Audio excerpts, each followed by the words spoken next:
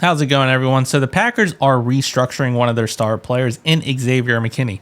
Before this restructure, the Packers were over in cap space and had to get under the cap limit before the start of the new year on March 11th. So with this restructure, it allows them to get under the cap before the new year and not have to make any other moves in like releasing players or any trades or any of that. So with this, they restructured his contract. They added 3 more void years onto his contract and then made $11.5 million of his salary and his roster bonus into his signing bonus.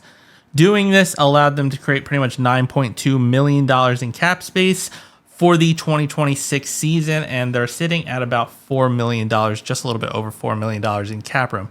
Not a lot of space to make any moves, but they don't have to make any moves pretty much to get under the cap. So they're sitting pretty good, especially since they're probably going to eventually either release or trade Rashawn Gary and Elton Jenkins, who would also create a lot more cap room considering their cap hits currently are pretty high, and based off how they played last year, they're not really worth that. And so, yes, they did add 3 void years to Xavier McKinney's contract, and usually it's like kind of kicking the can down the road, but it's not really a bad idea, especially in this sense, because it is one of our star players. We're in a cap crunch this year, but only this year and next year.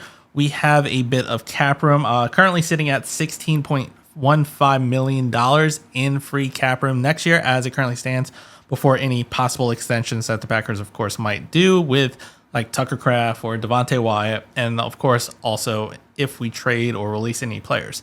So they're sitting pretty good after this year currently on cap space, so this isn't really like a huge move that's going to also affect down the line where we got to make a lot of difficult choices currently, but we'll see as the Packers potentially make even more moves. And then lastly, one more thing about Xavier McKinney's new restructured contract.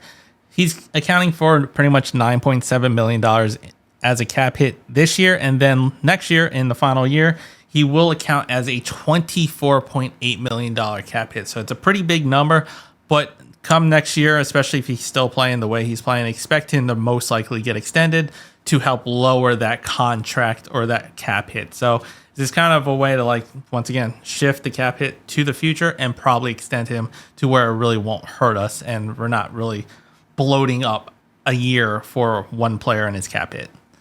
But let me know what you think down in the comments. If you liked the video, hit the like button, subscribe to the channel, and as always, go Pack Go.